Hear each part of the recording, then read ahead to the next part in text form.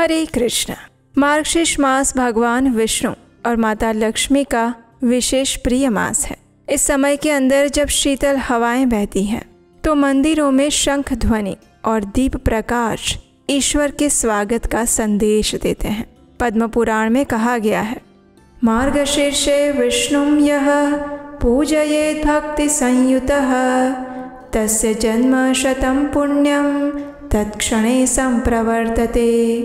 यानी जो इस मास में श्रद्धा से भगवान विष्णु की पूजा करते हैं उसके 100 जन्मों का पुण्य उदय हो जाता है। इस मास में की गई साधना से धन, सौभाग्य और स्वास्थ्य की वृद्धि के साथ साथ मनुष्य की आत्मा की उन्नति भी होती है। मार्गशीर्ष मास का ये समय हमें सिखाता है कि जब हम नित्य जीवन में प्रतिदिन के समय में भगवान को समर्पित जीवन व्यतीत करते हैं तब समृद्धि स्वतः आती है और उससे भी ऊपर आध्यात्मिक चेतना जागृत होती है। इसी संदेश के साथ चलिए आज की हमारी मार्गशीर्ष मास कथा श्रृंखला को आगे बढ़ाते हैं और श्रवण करते हैं आज की विशेष मार्गशीर्ष मास कथा। आइए आज की कथा आरंभ करते हैं। श्री राधिका की ये वचन सुनकर भगवान मधुसूदन ने हंसते हुए एक पौराणिक कथा कहना आरंभ किया। भगवान श्री कृष्ण ने कहा, हे प्रिय, अब ध्यान से सुनो। इस विषय में मैं आपको एक प्राचीन इतिहास सुनाता हूँ जिसके सुनने और कहने से सभी पापों का नाश हो जाता है। प्रलय काल में जब तीनों लोग एकार्णव के जल में निमग्न हो चुके थे, उस समय मेरे ही अंशभूत महाविष्णु के नाभि कमल से मेरी ही कला द्वारा जगत के रचयिता ब्रह्मा जी का प्राकट्य हुआ। ब्रह्मा जी के हृदय से सबसे पहले 4 पुत्र उत्पन्न हुए और वो सभी पुत्र नारायण परायण थे और ब्रह्म तेज से प्रकाशित थे। वे ज्ञानहीन बालकों की तरह सदैव नग्न अवस्था में रहते और 5 वर्ष की अवस्था से युक्त दिखाई देते हैं। उन्हें बाह्य भौतिक संसार का ज्ञान नहीं होता, लेकिन ब्रह्म तत्व की व्याख्या में वे अत्यंत विद्वान और निपुण हैं। और इन 4 पुत्रों के नाम है सनक, सनंदन, सनातन और सनत कुमार। एक दिन ब्रह्मा जी ने अपने पुत्रों से कहा, हे पुत्रों, तुम जगत की सृष्टि करो। लेकिन उन्होंने पिता की बात को नहीं माना और मेरी प्रसन्नता हेतु तपस्या करने के लिए वन में चले गए। अब ये देखकर ब्रह्मा जी का मन बड़ा उदास हो गया। अगर कोई पुत्र अपने पिता की आज्ञा का पालन ना करे तो पिता को अत्यंत दुख होता है और ऐसा ही कुछ ब्रह्मा जी के साथ भी हुआ। लेकिन फिर भी उन्होंने प्रयास नहीं छोड़ा। उन्होंने ज्ञान द्वारा अपने विभिन्न अंगों से अनेक पुत्र उत्पन्न किए जो कि तपस्या के धनी, वेद वेदांगों के विद्वान और ब्रह्म तेज से जाज्वल्यमान थे। और वे सभी पुत्रों के नाम इस प्रकार थे, अत्रि, पुलत्स्य, पुलह, मरीचि, भृगु, अंगिरा, क्रतु, वशिष्ठ, वोढु, कपिल, आसुरी, कवि, शंखु, शंख, पंचशिख और प्रचेता।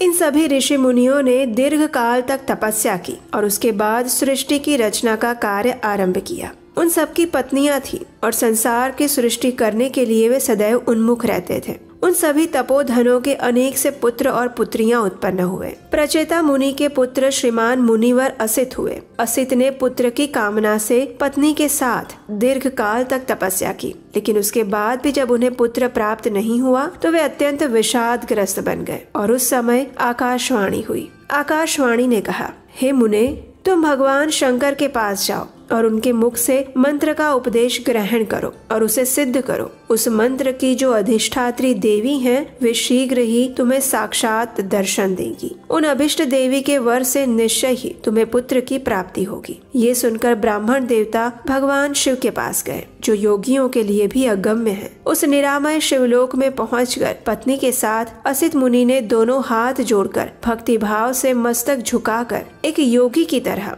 भगवान शिव की स्तुति की। ऋषि असित ने कहा, हे जगत गुरु, आपको नमस्कार है। आप शिव हैं और कल्याण के दाता हैं। योगिंद्रों के भी योगिंद्र और गुरुओं के भी गुरु हैं। आपको प्रणाम है। मृत्यु के लिए भी मृत्यु रूप जन्म मृत्युमय संसार का खंडन करने वाले हैं। आपको नमस्कार है। मृत्यु के ईश्वर, मृत्यु के बीज, मृत्युंजय, आपको मेरा प्रणाम है। काल गणना करने वालों के लक्ष्यभूत काल रूप परमेश्वर, आप काल के भी काल, ईश्वर और कारण हैं। काल के लिए भी कालातीत हैं। हे काल काल आपको नमस्कार है। हे गुणातीत, गुणाधार, गुण बीज, गुणात्मक, आप समस्त गुणवानों के गुरु हैं, आपको नमस्कार है। इस प्रकार स्तुति करके भगवान शिव को प्रणाम करने के बाद मुनीश्वर असित उनके सामने खड़े हो गए। अत्यंत दीन और लाचार बनकर उनकी आंखों से अश्रुपात होने लगा। उनके संपूर्ण शरीर में रोमांच हो आया। और हमारे शास्त्रों में बताया गया है कि जो भी मनुष्य ऋषि असित द्वारा किए गए भगवान शिव के इस स्तोत्र का प्रतिदिन भक्ति भाव से पाठ करता है और 1 वर्ष तक प्रतिदिन हविष्य खाकर रहता है,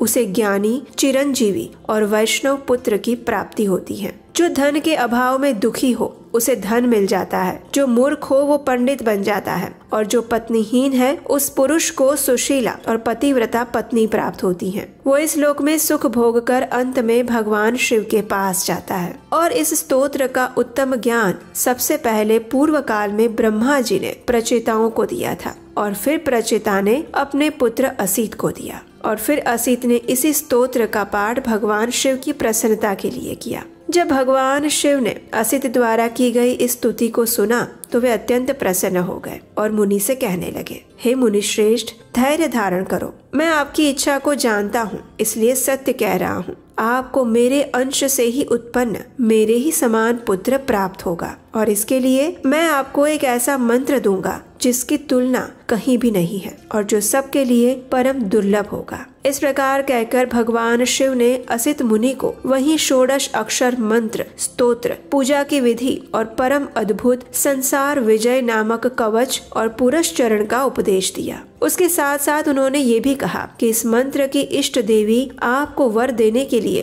प्रत्यक्ष दर्शन देंगी। भगवान शिव की इस बात को सुनकर मुनि ने उन्हें प्रणाम किया, अपनी कृतज्ञता व्यक्त की और फिर वहाँ से चले गए। उसके बाद उन्होंने 100 वर्षों तक उस उत्कृष्ट मंत्र का जप किया, और उसके बाद हे सती राधिके, आपने ही मुनि को प्रत्यक्ष दर्शन दिए और उन्हें वर प्रदान किया। उन्हें वर देते हुए उस समय आपने उन्हें कहा था, हे वत्स, तुम्हें निश्चय ही महाज्ञानी पुत्र की प्राप्ति होगी। और इस प्रकार वरदान देकर आप पुनः गोलोक में मेरे पास आ गई थी। और फिर यथा समय भगवान शिव के अंश से असित मुनि को एक पुत्र प्राप्त हुआ जो कि कामदेव के समान सुंदर था, और उसका नाम हुआ देवल। ऋषि देवल ब्रह्मनिष्ठ महात्मा बने। उन्होंने राजा सुयज्ञ की सुंदरी कन्या रत्नमालावती को, जो कि सबके मन को मोह लेने वाले थी, उसके साथ विवाह किया। दीर्घ काल तक अपनी पत्नी के साथ रहकर मुनिवर देवल ने संसार से विरक्ति प्राप्त की और सारा सुख छोड़कर धर्म में तत्पर हो गए। एक समय रात्रि काल में वे विरक्त तपोधन अपनी शैया से उठे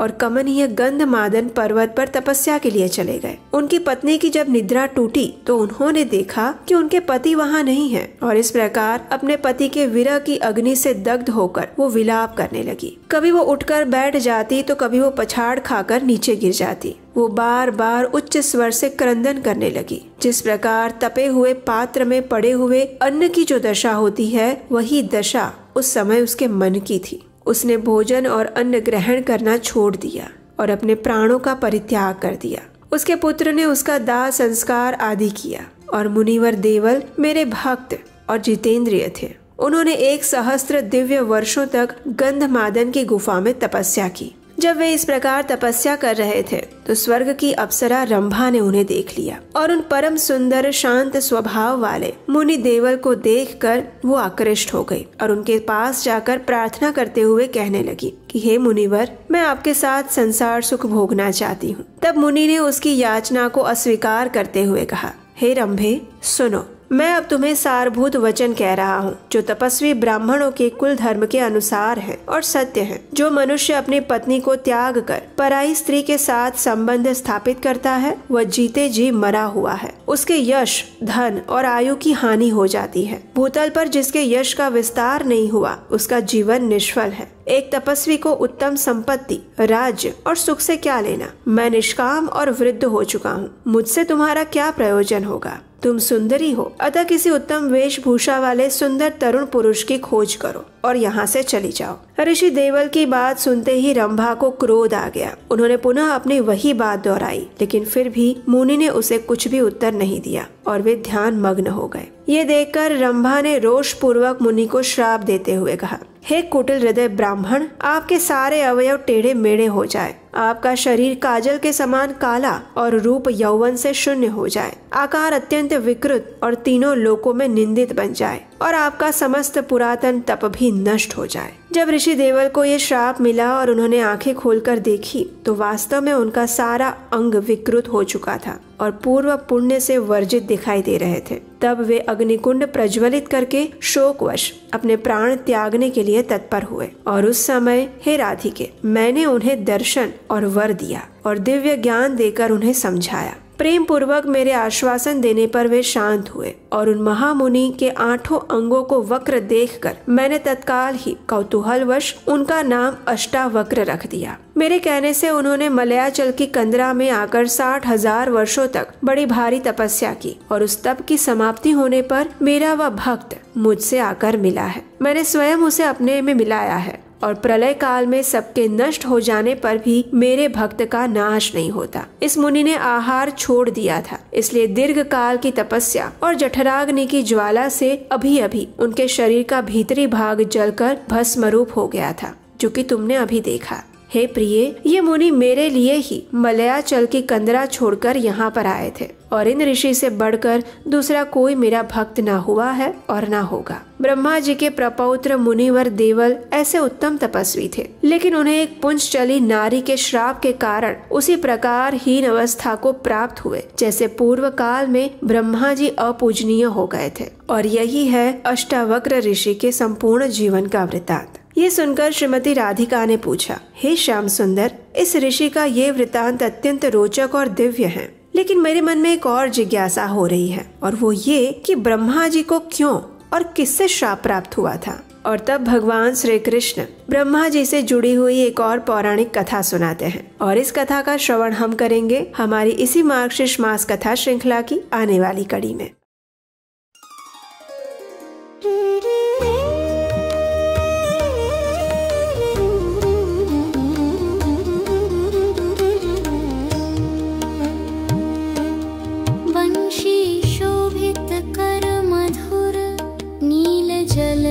तन श्याम अरुणाधर जनु बिंबा फल पीतांबर शुभ साज।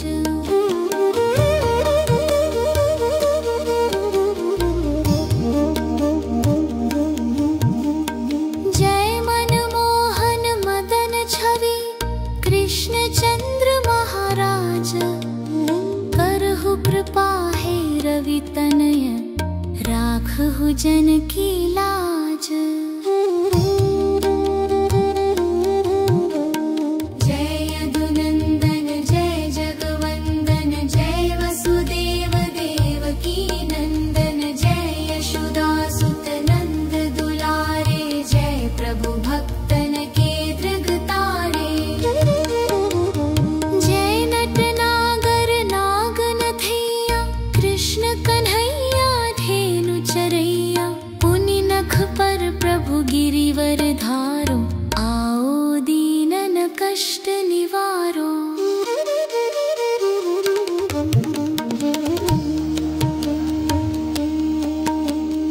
वंशी मधुर अधर धरि तेरी, होवे पूर मनोरथ मेरो, आओ हरि पुनि माखन चाखो, आज लाज भारत की राखो। गोल कपोल चिबुक अरुणारे, मृदु मुस्कान मोहिनी डारे, रंजित राजीव नयन विशाला, मोर मुकुट वैजयंती माला।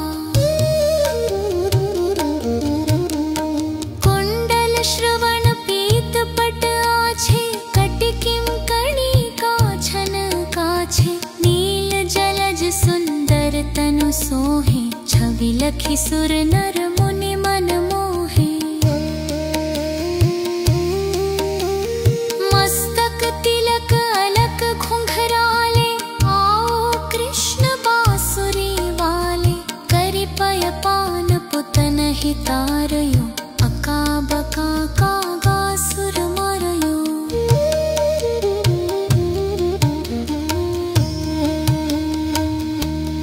मधुवन जलत अग्नि जब ज्वाला, भय शीतल लखितहि नंदलाला। सुरपति जब ब्रज चढ़यो रिसाई, मसूर धार वारि वर्षाई। लगत लगत ब्रज चहल बहायो, गोवर्धन नख धारि बचायो। लखिय सुदामन भ्रम अधिकाई, मुख मह 14 भुवन दिखाई। दुष्ट कंस अति उधम मचायो, कोटि कमल जब फूल मंगायो। नाथि कालियहि तब तुम लीन्हे, चरण चिन्ह दे निर्भय किन्हे। करि गोपिन संग रास विलासा, सबकी पूर्ण करी अभिलाषा। केतिक महासुर संहारयो, कंस ही केस पकड़ी दे मरयो। मात पिता की बंदी छुड़ाई, उग्रसेन कह राज दिलाई। मही से मृतक 6 सुत लायो, मातु देव की शोक मिटायो। भौमासुर मुर दैत्य सहारी, लाए 8 सहस कुमारी। दय भिन्हि तृण चीर सहारा, जरा सिंधु राक्षस कह मारा। असुर बकासुर आदिक मारयो, भक्तन के तब कष्ट निवार्यो। दीन सुदामा के दुख टार्यो, तंदुल 3 मूठ मुख डारयो। प्रेम के साग विदुर घर मांगे, दुर्योधन के मेवा त्यागे। लखी प्रेम की महिमा भारी, ऐसे श्याम दीन हितकारी।